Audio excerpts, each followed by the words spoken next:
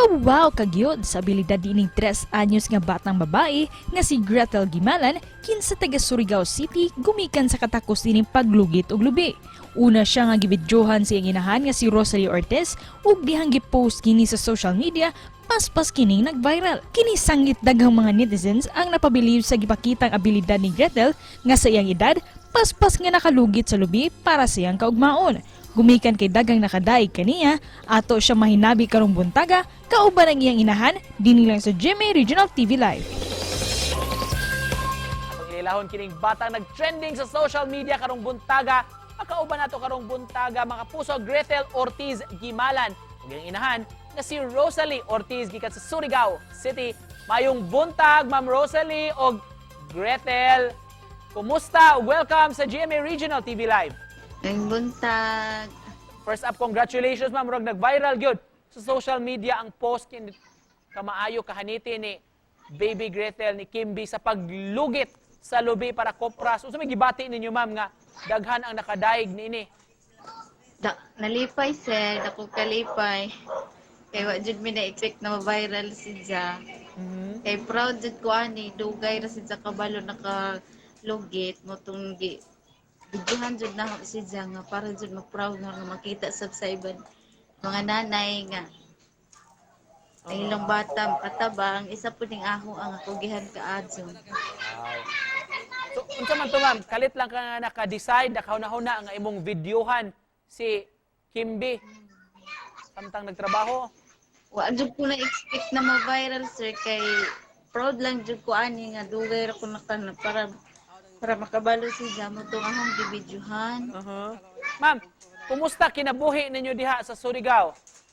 Okay raman sir, nalay kuan, abalahan na sa kuan, panginabuhi namo. Langga, Kimby, kinsa may tudlo nimo sa paglugit ining lubi ug para unsa man ni?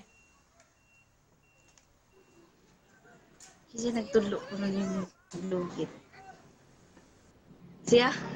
O may nagtudlo sa isa naglugit sir, kanang dugay lang dyan siya, matalaw lang dyan sa uban mga bata, tao, mga nanay, lugit, mutong o sige siguro siya maglugit, kung nakabaw gano'n siya. Nag-obserba ra gyud ni siya ma'am. Pero mo sa man mo assistir po kaniya ma'am Rosalie, mo tabang sab ka? O sir, kami, tulo, banhong anak isa. Pila ito mo anak ma'am? Tulo. Kamanghura ni si Gretel, si Kimby? Kimbe, si Gretel.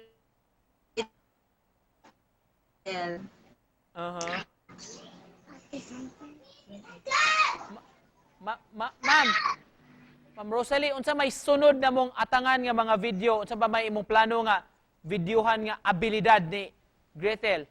Ijang pagkakugihan nga mo tabang jud siya. Nakuan lang jud ko nila nga mutabang sila sa uban ijang lula, ijang mga pag-umangkon mutabang siya. Motong. Hello sir. Wow. Kabuotan gid ni mo langga. Ma'am, nabasa nimo ang mga comments no sa Facebook, social media alang kang Kimby og agi og panapos ma'am unsa may mensahe nimo sa tanan natong mga viewers katumpong mga midaig naka-appreciate sa gibuhat sa imong bata sa social media ba? Dako jud kog pasalamat sir sa nag-comment sa mga viewers diha ug sa nag-share.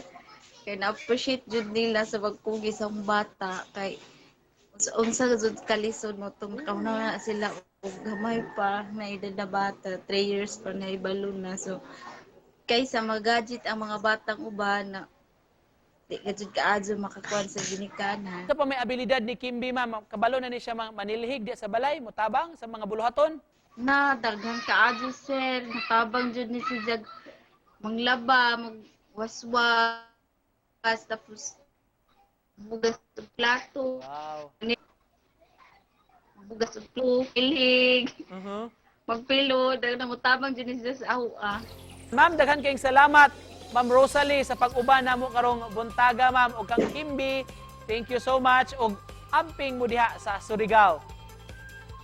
Salamat sir. Salamat po.